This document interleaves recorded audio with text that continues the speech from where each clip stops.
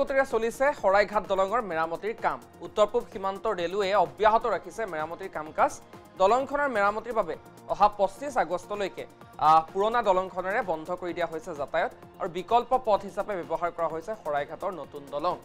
2026ত এই শৰাইঘাট দলঙৰ সমীপতে পুনৰ আন এখন 2 খলপীয়া দলং নিৰ্মাণ কৰা হ'ব, য'ত থাকিব ডাবল ট্ৰেকৰ ৰেলৱে লাইন, ওপৰ ভাগত আৰু তলৰ ভাগত থাকিব 3 বাহনযুক্ত ট্ৰেক। আৰু আমিন গাঁৱৰ পৰা এই সন্দৰ্ভত আমাৰ সতীৰ্থ মধুবাধৱ দাসৰ এটা প্ৰতিবেদন আগবঢ়াইছোঁ। এই মুহূৰ্তত মই উপস্থিত আছোঁ ঐতিহ্যমণ্ডিত শৰাইঘাট দলং আৰু যিখন ঐতিহ্যমণ্ডিত শৰাইঘাট দলং এই পুৰণি দলংখনত মই যিহেতুকে উপস্থিত আছোঁ, দেখিবলৈ পোৱা গৈছে এই দলংখন আচলতে বিগত 14 আগষ্টৰ পৰা আগন্তুক 25 আগষ্টলৈকে এই দলংখন বন্ধ কৰি দিয়া হৈছে, কিয়নো এই দলংখনত আচলতে মেৰামতিৰ প্ৰয়োজন হৈছে। আৰু এই দলংখন মই পোনপ্ৰথমে মোৰ সহযোগীৰ জৰিয়তে দেখুৱাই ল'ব খুজিছোঁ। এই দলংখনত আচলতে বিভিন্ন ধৰণৰ গাঁত সৃষ্টি হৈছে আৰু এই গাঁতসমূহৰ কাৰণে নিতৌ আচলতে দলংখনত যান জঁটৰ সৃষ্টি হয় আৰু এই যান জঁটৰ ফলত আচলতে জীয়াতু ভুগিব লগা হৈছে দলংখনেৰে অহা যোৱা কৰা সকলো যাত্ৰী। আৰু তাৰ বাবে আচলতে ততাতৈয়াকৈ ৰেলৱে বিভাগে পদক্ষেপ লৈছে, এই দলংখন মেৰামতিৰ সিদ্ধান্ত লৈছে আৰু সেইবাবেই 14 আগষ্টৰ পৰা 25 আগষ্টলৈকে এই দলংখন বন্ধ কৰি দিয়া হৈছে। আৰু আজি দেখিবলৈ পোৱা গৈছে এই দলংখন সম্পূৰ্ণ নিৰ্মম পৰিৱেশ। আচলতে ক'ব লাগিব যে এই শৰাইঘাট দলং আজি আচলতে সম্পূৰ্ণ নীৰৱ হৈ আছে আৰু ইয়াৰ কোনো ধৰণৰ যান বাহন আহিবলৈ দিয়া নাই।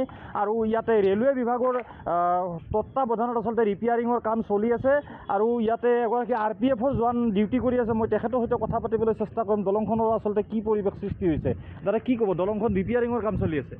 তো কামৰ বিষয়েতো আমি একো নাজানো।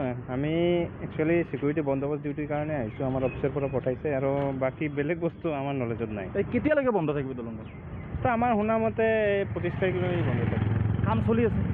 কাম চলি আছে মানে ৰাতিপুৱাই বৰষুণৰ কাৰণে কাম কৰা নাই। আমি কণ্ট্ৰেক্টাৰ লগ পাইছিলোঁ, এই দিনে নিশাই কাম চলি আছে? দিনে, কালি ৰাতিত কাম চলিছে। এতিয়া আমি অহাৰ পিছততো কাম চলা নাই, আমিতো শিফটিং ডিউটি কৰি আছোঁ। আমি আজিয়ে আহিছোঁ ফাৰ্ষ্ট আৰু মই 2টালৈকে থাকিম, তাৰপিছত বেলেগ আৰু আহিব আমাৰ জৱান।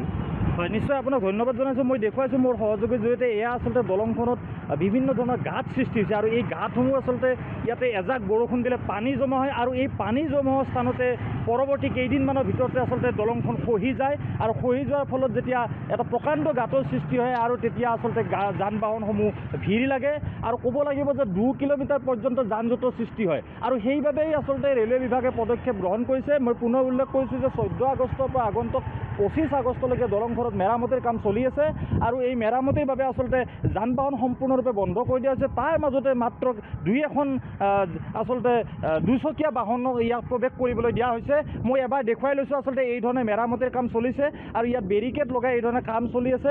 দেখুৱাইছোঁ এই এটা গাঁত আচলতে যোৱাকালি আচলতে এইটো ইয়াত মেৰামতিৰ কাম চলিছিল আৰু আজি আচলতে ৰাতিপুৱাৰ ভাগত কিছু বৰষুণ অহাৰ কাৰণে বৰ্তমান শ্ৰমিকসকল ইয়াত কাম কৰিব পৰা নাই।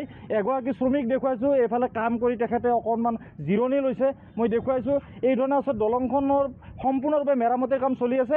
মই পুনৰ এবাৰ এগৰাকী লোক আছে, মই যাবলৈ চেষ্টা কৰিছোঁ। দাদা কি ক'ব? দলংখন আচলতে জয়ী হৈ যাব ধৰিছে আৰু বিগত প্ৰায় এটা বছৰ নিতৌ যান জঁটৰ সৃষ্টি হয় আৰু শৰাইঘাট দলঙত সৃষ্টি হোৱা যান জঁটে গৌৰীপুৰ পৰ্যন্ত চাংচাৰী পৰ্যন্ত দীঘলীয়া এক শাৰী হয়।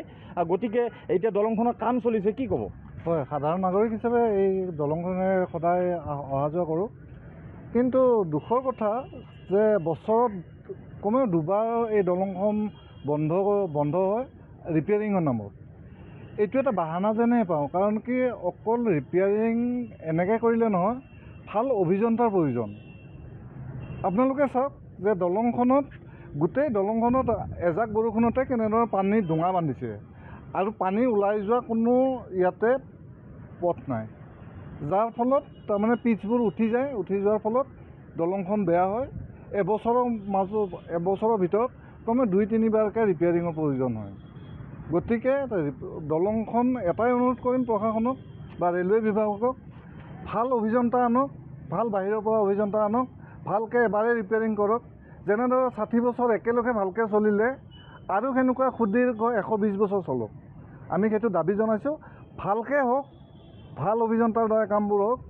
যে অভিযন্তা এটা ইয়াতে কাম কৰে, আপোনালোকে চাওক এটা নমুনা যে গোটেই দলংখনতে পানী জমা হৈ গৈছে। এইটো হ'ব নালাগে, যাতে পানীখিনি ভালকৈ